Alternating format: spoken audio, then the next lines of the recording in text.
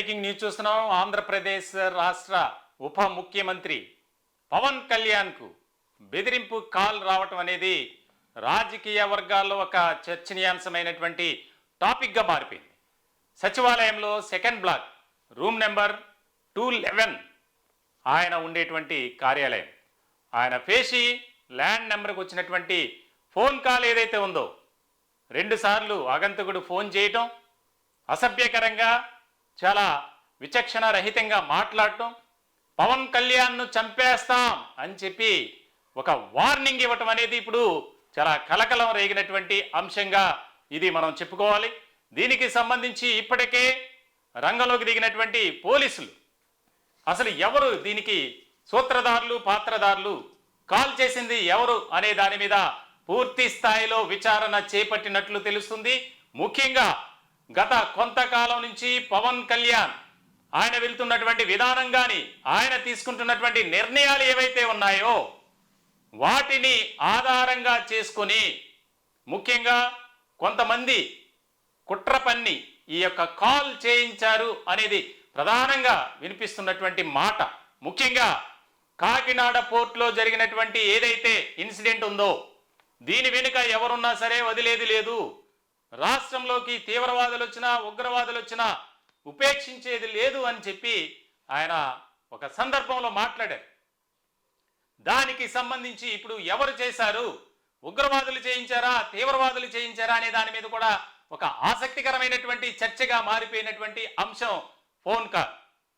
ముందుగా ఆ యొక్క పేషీలో ఉన్నటువంటి సిబ్బంది ఫోన్ రిసీవ్ చేసుకున్నారు, ల్యాండ్ ఫోన్. మొదట మాట్లాడినటువంటి వ్యక్తి వెంటనే ఆ యొక్క ఫోన్ కాల్ కట్ చేయటం, మాట్లాడిన తర్వాత మళ్ళీ 10 నిమిషాల గ్యాప్లో కాల్ చేసినట్లు తెలుస్తుంది. 2 సార్లు కూడా పవన్ కళ్యాణ్ను చంపేస్తాం త్వరలోనే అని చెప్పి ఒక వార్నింగ్ ఇచ్చినట్లు కూడా తెలుస్తుంది. దీనికి సంబంధించి ఇప్పటికే రాష్ట్ర హోమ్ మినిస్టర్ ఎవరైతే అనిత ఉన్నారో డీజీపీకి ఆదేశాలు జారీ చేశారు. డీజీపీ కూడా రంగంలోకి దిగారు. ముఖ్యంగా ఆయనే స్వయంగా దీన్ని పర్యవేక్షిస్తున్నారు. కొంతమంది ప్రత్యేకమైనటువంటి టీంలు ఎక్కడి నుంచి కాల్స్ వచ్చాయి, ఈ కాల్ చేసినటువంటి వ్యక్తి ఎవరు అనే దాని మీద కూడా ఫోకస్ పెట్టినట్లు తెలుస్తుంది. మొత్తానికి ఉప ముఖ్యమంత్రి డిప్యూటీ సీఎం పవన్ కళ్యాణ్ చేతిలో కీలకమైనటువంటి విభాగాలు ఉన్నాయి, మంత్రి శాఖలు ఉన్నాయి. దానికి సంబంధించి అటవీ శాఖ, ఇప్పటికే రాష్ట్రంలో అటవీ శాఖలో జరుగుతున్నటువంటి స్మగ్లింగ్ ఏదైతే ఉందో, అటవీ ప్రాంతంలో వృక్ష సంపదను దోచుకెళ్తున్నటువంటి వారికి ఒక వార్నింగ్ ఇచ్చారు. స్మగ్లర్లు జాగ్రత్తగా ఉండండి, ఎవరిని కూడా వదిలిపెట్టనని చెప్పి. ఎవరు చేయించారు, ఈ కాలు వెనుక ఉన్నది ఎవరు అనే దాని మీద ఒక కీలకమైనటువంటి విచారణ అయితే జరుగుతుంది. ఖచ్చితంగా పవన్ కళ్యాణ్ గతంలోనే కేంద్ర బలగాలు పవన్ కళ్యాణ్ కేంద్రం కూడా గత కొంతకాలం క్రితం హెచ్చరించింది.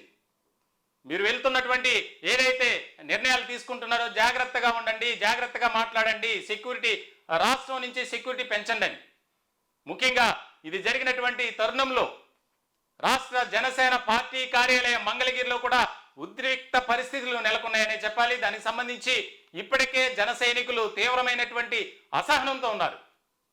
ఎవరైనా సరే మా జనసేనని పవన్ కళ్యాణ్ పై ఏ రకమైనటువంటి ప్రచారం చేసినా, ఇటువంటి కాల్స్ చేసినా ఎవరిని కూడా ప్రాణాలతో వదిలిపెట్టమని చెప్పి ఒక రకమైనటువంటి ఇండికేషన్, హెచ్చరికలు జారీ చేసినట్లు కూడా మనకి అందుతున్నటువంటి సమాచారం తెలుస్తుంది. మొత్తానికైతే రాష్ట్రంలో చాలా కీలకమైనటువంటి పరిణామంగా రాజకీయ వర్గాల్లో ఒక చర్చ జరుగుతుంది. పవన్ కళ్యాణ్ పేషీకి వచ్చినటువంటి ఫోన్ కాల్ వ్యవహారం ఇప్పుడు తీవ్రమైనటువంటి కలకలం రేపుతుందనే చెప్పాలి. ముఖ్యంగా రాష్ట్ర పోలీసు విభాగం అంతా అప్రమత్తమైంది. ఎవరు ఫోన్ చేశారు, దీని వెనుక ఎవరున్నారు అనే దాని మీద ఒక నిఘా పెట్టి సెర్చ్ ఆపరేషన్ అయితే కొనసాగిస్తున్నారు. దీనికి సంబంధించి కొంతమందిని అదుపులోకి కూడా తీసుకున్నట్లు మనకి సమాచారం అందుతుంది. ఓవరాల్గా ఈ యొక్క ఫోన్ కాల్ అంశానికి సంబంధించి మరింత సమాచారాన్ని అందించేందుకు మా యొక్క ప్రతినిధి దినేష్ ఫోన్ ఇన్లో సిద్ధంగా ఉన్నారు. దినేష్, ఈ విషయం చెప్పండి, అసలు ఏం జరిగింది? పవన్ కళ్యాణ్ కార్యాలయానికి అగంతకుడు ఫోన్ చేయటం, చంపేస్తామని బెదిరించడం, దీని వెనుక ఏమైనా కుట్ర ఉందా? రాజకీయంలో భాగమా, లేదా ఆయన గతంలో తీసుకున్నటువంటి నిర్ణయాల కారణంగా మాఫియా డాన్స్ ఏమన్నా ఫోన్ చేయించారా, లేకపోతే వారు ఏమన్నా ఒక ఆపరేషన్ అనేది నిర్వహిస్తున్నారా? మీ దగ్గర ఉన్నటువంటి సమాచారం ఏంటి? ఎస్ రవీంద్ర, ఇప్పటికీ పవన్ పేషీకి వచ్చిన బెదిరింపు కాల్ రావడం జరిగింది. ఈ బెదిరింపు కాల్స్ లో కూడా పవన్ నేను చంపేస్తామంటూ గుర్తు తెలియని దుండగులు కాల్ చేసి ఇప్పటికి బెదిరించడం జరిగింది. దీనిపై ఇప్పటికే హోంమంత్రి అనిత డీజీపీతో కూడా మాట్లాడడం జరిగింది. నిన్నటి వరకు పవన్ క్లోజ్ షిప్ అనే పేరుతో ట్రెండింగ్ లో ఉన్నారు. సో ఈ విషయంపై ఆరా తీస్తున్నారు. అసలు ఎందుకు అగంతకుడు కాల్ చేయడం జరిగింది, ఎవరైనా ప్రోత్సహించారా లేదా అనే విషయంలో దర్యాప్తు చేస్తున్నారు. అయితే ఇటువైపు జనసేన నాయకులు కానీ కొంతమంది ఏమేమి విమర్శిస్తున్నారంటే వైసీపీ నాయకులు మా దగ్గరలు చేపించారని చెప్పి విమర్శిస్తున్నారు. కానీ వైసీపీ నాయకులు ఇదంతా ఒక కల్పిత కథలతో పాటు చేస్తున్నారు. పవన్ కళ్యాణ్ అంతేకాకుండా పవన్ కళ్యాణ్ కాకుండా టీడీపీ నాయకులు కూడా వీరందరూ కలిపి చేస్తున్నారు అనే అంశంపై వైసీపీ నాయకులు అయితే విమర్శిస్తున్నారు. రవీంద్ర, దినేష్, ఇప్పుడు ప్రధానంగా వచ్చినటువంటి కాల్స్ ని బట్టి ఇటు రాజకీయ వర్గాల్లోనూ అధికార వర్గాల్లో ఒక ఆసక్తికరమైనటువంటి చర్చ జరుగుతుంది. ప్రధానంగా జనసేన పార్టీ కార్యాలయంలో కూడా అందుబాటులో ఉన్నటువంటి నేతలంతా ఇమీడియట్ గా రండి అని చెప్పి ఆదేశాలు జారీ చేసినట్లు, దీనికి సంబంధించి ఒక ఇమీడియట్ రివ్యూ అనేది కూడా జరుగుతున్నట్లు కూడా సమాచారం అందుతుంది. ఫోన్ కాల్ వచ్చినటువంటి సందర్భంలో పవన్ కళ్యాణ్ కార్యాలయంలో ముఖ్యంగా ఆయన పేషీల్లో లేరని సిబ్బంది మాట్లాడారని కూడా సమాచారం అందుతుంది. దీనికి సంబంధించి మీ దగ్గర ఉన్నటువంటి ఇన్పుట్స్ ఏంటి? ఇప్పటికే జనసేన పార్టీ ఆఫీస్ కి రాష్ట్ర నలుమూల నుంచి కార్యకర్తలతో పాటు అంతేకాకుండా ప్రత్యేక అధికారులు కూడా రావడం జరుగుతుంది. ఇప్పుడే కాదు, గత 4 నెలల క్రితమే కేంద్ర బలగాల దగ్గర నుంచి పవన్ యొక్క ఆఫీస్ కి ఒక ఇంటిమేషన్ ఇవ్వడం జరిగింది.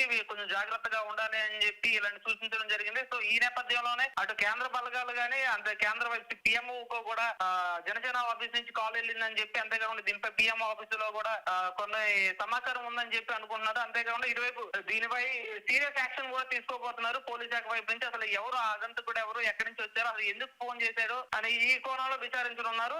ఇప్పటికీ చాలా విషయాలు కూడా తెలుసుకున్నట్టు పోలీసులు సమాచారం వస్తుంది. రవీంద్ర, రైట్ దినేష్, ఒకసారి మీరు అలాగే ఫోన్ ఇన్ లో ఉండండి. ఇప్పుడు మనకు అందుతున్నటువంటి సమాచారం ప్రకారం కృష్ణలంక పోలీస్ స్టేషన్ అలాగే లబ్బిపేట పోలీస్ స్టేషన్ లో 2 యువకులను అదుపులోకి తీసుకున్నట్లు తెలుస్తుంది. ఎవరైతే పవన్ కళ్యాణ్ కార్యాలయానికి ప్రధానంగా ఆయన పేషీకి చేసినటువంటి వ్యక్తులుగా గుర్తిస్తున్నట్లు, ముఖ్యంగా అనుమానిస్తున్నట్లు కూడా సమాచారం అందుతుంది. వీరి వెనుక ఎవరున్నారు ఏంటనేది కూడా వివరాలు రాబట్టే ప్రయత్నం చేస్తున్నట్లు కూడా మనకి సమాచారం అందుతుంది. దీనికి సంబంధించి కుట్రలో భాగమా లేదంటే ఆకతాయిల పనా, ఇదే అంశం మీద కూడా పోలీసులు వివరాలు లాగుతున్నట్లు మనకి సమాచారం అందుతుంది. దీనికి సంబంధించి ముఖ్యంగా జన సైనికులు కానీ అలాగే కూటమిలో ఉన్నటువంటి పెద్దలు ఏ రకమైనటువంటి రియాక్షన్ ఇస్తున్నారు? సో ఇటువైపు కూటమి నేతలు కూడా పవన్ పై జరిగిన ఇలా చాలా తీవ్రంగా ఖండిస్తున్నారు. ఇది ఖచ్చితంగా ముమ్మాటికి వైసీపీ నాయకులు చేస్తున్న పనే అని చెప్పి, దీనిపై ఎలాగైనా సరే ఖచ్చితంగా యాక్షన్ తీసుకోవాలని చెప్పి టీడీపీ నాయకులతో పాటు అటు జనసేన నాయకులు కూడా తీవ్రంగా ఆందోళన వ్యక్తం చేస్తున్నారు. అయితే ఈ నేపథ్యంలోనే ఎవరైనా సరే నంబర్లు ఉన్నాయి, ఎవరైనా సరే వాళ్ళ నిందితులను కఠినంగా శిక్షించాలని హోంమంత్రి అనిత కూడా డీజీపీ కఠిన ఆదేశాలు ఇవ్వడం జరిగింది. రవీంద్ర, రైట్, మొత్తానికి రాష్ట్ర రాజకీయాల్లో పవన్ కళ్యాణ్ కార్యాలయానికి వచ్చినటువంటి ఏదైతే బెదిరింపు కాల్ ఉందో దాని మీద ఇప్పుడు సర్వత్రా ఒక ఇంట్రెస్టింగ్ డిస్కషన్ అయితే నడుస్తుంది. పోలీసు వర్గాలు కూడా కొంతమందిని అనుమానిస్తూ అదుపులోకి తీసుకున్నట్లు కూడా మనకి సమాచారం అందుతుంది.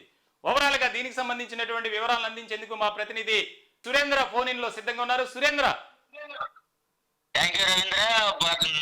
ప్రస్తుతానికి పవన్ కళ్యాణ్ బెదిరింపు కాల్ అయితే రావడం జరిగింది. బెదిరింపు కాల్లో పవన్ కళ్యాణ్ కి ఏదైతే బెదిరించడం జరిగిందో ఈ నోక మల్లికార్జున అతను బెదిరింపు కాలు చేయడం జరిగింది. ఇప్పటికే పోలీసులు అలర్ట్ అయ్యి కృష్ణలంక మొత్తం పరిసర ప్రాంతాల్లో చుట్టుపక్కల అలర్ట్ చేశారు. జనసేన కార్యకర్తలు లీడర్స్ కంప్లైంట్ అవ్వడం జరిగింది. ఈ నోక మల్లికార్జున కాల్ డేటా తీస్తే పేరైతే నోక మల్లికార్జున వచ్చింది. ఆయన్ని ఎక్కడ ఉంటారో ఏంటనేది ట్రేడ్ అవుట్ చేసి మొత్తం ఎతకడం జరుగుతుంది.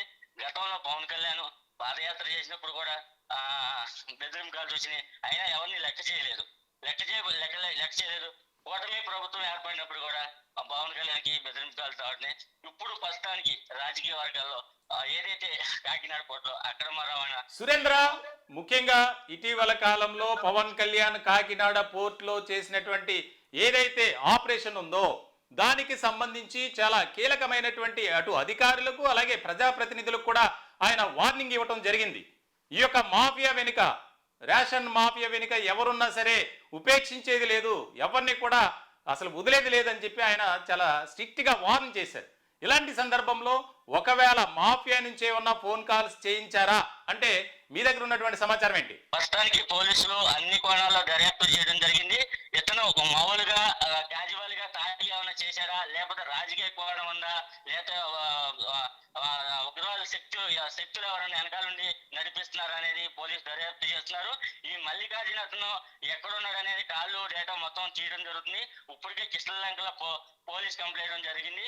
ఈ కాకినాడ కోర్టులో ఏదైతే అక్రమ రవాణా బియ్యం తరలి వెళ్ళిపోతుంది అనేది పవన్ కళ్యాణ్ దాన్ని అరికట్టాలి, ప్రజలకు చేరవాలి, ఎవరికి రేషన్ బియ్యం అనేది అందట్లేదు, అక్రమంగా అమ్ముకోవడం జరిగింది. దాన్ని అరికడతాకి ఆయన నిలబడి అందరికీ బియ్యం అనేది ప్రతి ఇంటికి చేరాలని ఆయన లక్ష్యంగా కోరుకున్నారు.